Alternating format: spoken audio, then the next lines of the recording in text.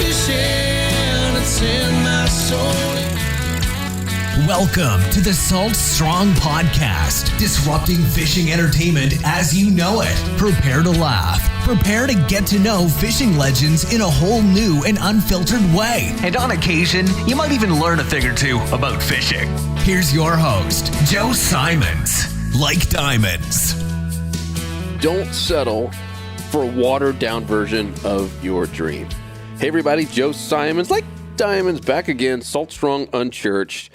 And this is going to be probably a shorter episode. It's all about not settling, not letting go of any dreams that you have. Don't settle for a watered-down version of your dream, yet so many of us do it over and over again. Think about us as kids. Go back to your childhood. What were your dreams? What did you want to be? I think it's so fascinating. You know, I've got 3 young kids now, and I'm constantly asking them, hey, what do you want to be when you grow up? And their eyes light up, right? They start thinking and they start dreaming. And some of the stuff they say is silly, at least to an adult. And some of it's like, oh man, that would be cool. You could do that. And we actually believe they could because we believe in our kids, right? And we're like, yeah, you could do that. You could be an astronaut. You could be a doctor. You could do whatever you want to do. And yet what happens? All of a sudden, they get older and they kind of stop believing. The parents don't stop believing. My parents still believe in everything I told them as a kid. The problem is us. Is humans, we kind of tend to water down our dreams as we continue to age, and we get in these ruts and we form bad habits, and we just kind of settle in general. We start off with like these big, bold, just amazing, deep dreams. And here's what we're going to do. And all through even junior high and high school, we do that. In college, all of a sudden you're studying, whether you went to college or not, but in that time of your age, you're like, oh, I'm still going to do this. And all of a sudden, you get your mid 20s, and then all of a sudden it's 30s and 40s. And you're like, I'll probably just keep doing this the rest of my life. Yeah, probably. Yeah, because I'm just too old to do that. Or I've got family, or I've got all these, perks and benefits here. I could never leave to go pursue something that would really make me happy. I could never go pursue my dream. I completely disagree. My brother Luke and I are living proof of it. And it didn't happen overnight, and it certainly was not easy, but it was fulfilling. And I'm having more fun than I ever have before in my entire life.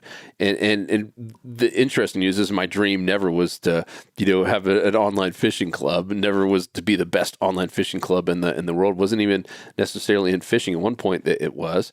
But I had all kinds of dreams. And I realized as I got older and I started watching a lot of my friends, and in particular, I watched the people ahead of me, my bosses, and most of them were miserable.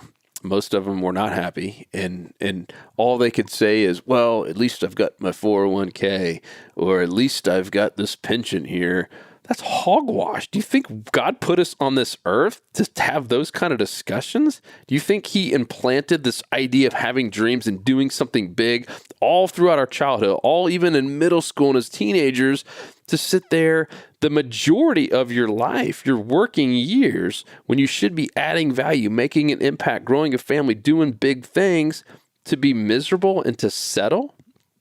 I'm telling you this because I'm hoping I'm speaking just to one right person today, someone who needs to hear this message, that just don't settle down for some watered down version of your dreams. What were your dreams? What did you want to be? What do you want to be now? Are you doing it today? If not, then change something. Take action.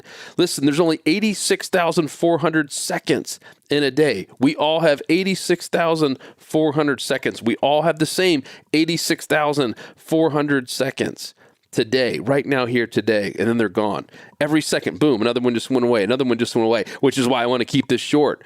But that's all the time we have to take action. Think of it that way. Because if you don't take action, all you're going to keep doing is settling down, and it's going to settle lower, just like quicksand. It's probably how it feels for some of you, because it felt like that way to me. I was like, man, I know I was put on this earth to do something bigger.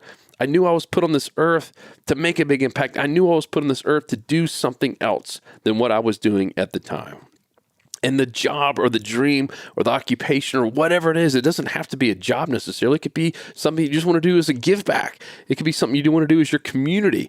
It could be to help marriages. It could be to go do anything you could possibly imagine, with or without money, with or without job, just using your time, using your resources, and using the special gift God gave you. If you had a dream, shame on you. Shame on me for not pursuing it. Shame on all of us for waiting so long. And the beauty of it is there's never a time that it's too late. I mean, you hear all these stories of Colonel Sanders and KFC, finally making it at 70 years old, and all these actors and actresses, some of them didn't actually make it and get their break until they were 60, 62, sometimes even 80, 85. There is never a time where it's too late. If you still have a breath, if you still have seconds left, there's time. I mentioned this guy, Ed Milet, because it was one of those podcasts that just hit me at the right time, at the right place. And it's stuck with me ever since. It's probably been a year and a half ago since I heard it. And if you don't know Ed Milet, it was a very, very wealthy guy. I'm just going to guess worth $200 million or so. So he doesn't have to work. And he was getting interviewed, and the gentleman asked him, like, hey, why are you still pushing so hard? Like, why are you still going at the rate you're going? Because he's going hard. He's doing a lot of stuff still, and he is trying to make as big an impact as possible. And he says, here's why. He says, because I believe in God, and I believe at some point I'm going to meet him. We're all going to die at some point. It might be tomorrow. It might be 20 years left. I have no idea, but I know I'm going to die. It's guaranteed. And I truly believe with everything in my heart, my faith, that I'm going to get to meet the man. And when I do meet him, I think that something in particular is going to happen, and he's going to say, hey, I want you to come meet somebody here. And this is who I created you to be. This is the best version of you, of the man or the woman that I created you to be. He's going to show you this person. And one of two things are going to happen when you see this person, you, who God created you to be, your very best version. Number one is you're going to recognize that person, and it's going to look like you're looking into a mirror. Just a crystal clear picture of yourself. You literally have done everything you possibly can to be the best version of yourself. Or number two, he says, which is my fear, and the reason I keep pushing, the reason I keep dreaming, the reason I don't ever settle, the reason I take action and I don't waste chances, is my fear is that I get to heaven and I meet God, and all of a sudden he shows me the best version of me, and I don't recognize him. Can you imagine? I mean, how horrible would that be? How horrible would that be? Where would you be right now if you died tomorrow and God shows you the best version of you, of doing everything that he created you to do? I'm talking taking risks, doing big things, using your time wisely, treating your body well, treating people well, not gossiping, right? All the things that so many of us tend to do, not getting too involved in politics and ridiculing people or slandering people, talking behind people's back.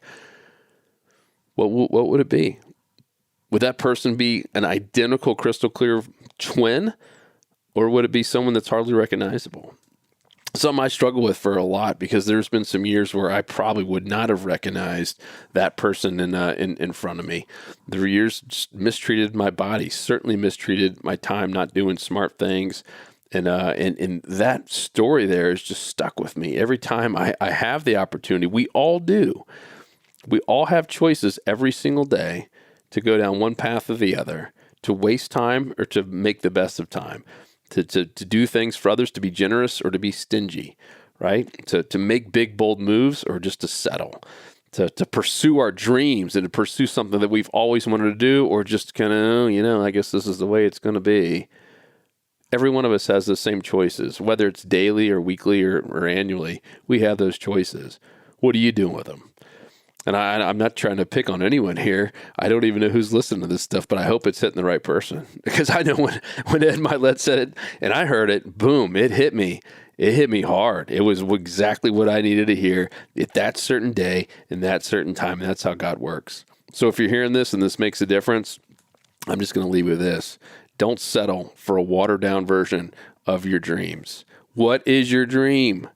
Don't waste it. Don't waste the opportunity. Become the best version of yourself.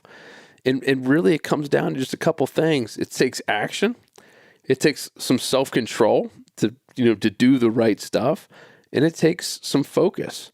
And then it takes some faith. And the faith is one of the most important ones. So many people leave that part out of it, right? When they're writing down their goals and all that. And if you don't have faith that you are going to accomplish it, and that there is a God, and that he is going to lead you when you ask him to lead you, he is going to open the doors when you ask him to open the right doors. He is going to put the right people in your path when you ask him to do that, and then trust that it will happen. I've seen it time and time again. And every time I've tried to do it on my own, when I don't think I need the big man up above, I don't need God or Jesus, I usually fail, and I usually end up a little bit angry. And every time I've asked, even though it's not always on my time, very rarely is it exactly on my time when I want it right now, but every single time I've looked back and I was like, wow, I asked for something from God. I had faith. I took action. I kept self-control. I kept focused, and I followed the dream. I pursued what I knew was right deep down, something that I knew I was supposed to be doing to be the best version of myself. And the doors open at the right time in the right places. Mountains have been moved on my behalf, and they've certainly been moved on your behalf, whether you want to recognize them or not. Just maybe think back to something just almost seems miraculous, how you met that person. Maybe it's your spouse. Maybe it's a friend or a colleague or a boss or a business partner, whatever it is, just something like, oh my gosh, it's amazing. I was asking for that at that time, and finally this right door opened, or this mountain moved of maybe you're lucky to be alive. I know I went through cancer. I know there's so many of you probably listening who have had just something crazy. Maybe you shouldn't even be here right now. And some mountain was moved on your behalf. And I'll leave you this finally. If you are still here with me, then God has a plan for you. Because if he didn't, you wouldn't still be here. He's got a plan for you still on this earth, and it's big. And you haven't hit it yet, or you wouldn't be here on this earth. So don't settle for a watered down version of the dream. Pursue whatever it is with everything you got, regardless if we're talking about a job or relationship or just impacting one person. I feel like so many people get caught up on, I got to have this huge mission statement and I got to do all this, got to change the world. No, sometimes it's just impacting that one person so that they can go change the world. Sometimes it's just keeping that one person alive or that one person encouraged so they don't commit suicide or whatever it might be. Just trust in God, trust and have that faith. And write down those dreams. I'm excited to hear from you. If you made it this far, I'd love to hear any feedback on maybe dreams that you've had and have let go, or maybe dreams that they're the top of your tongue right now, on the top of your head, and you want to pursue them, but you're scared. I get it. It is scary. It should be scary. Doing anything big, living a full, rich life is a little bit scary sometimes. Being the best version of yourself can be scary. It's easy to settle. It's easy to just sit there and get in quicksand. It's easy just to take a nap and not do anything. That's the easy stuff. The hard thing is to get up, to take action, and to have faith, and to have focus, and to have a little bit of self-control. That's the tough stuff. So guys, love you. Hit me up, joe@saltstrong.com. I would love to hear from you. 'Cause fishing, it's in my soul, it was pain.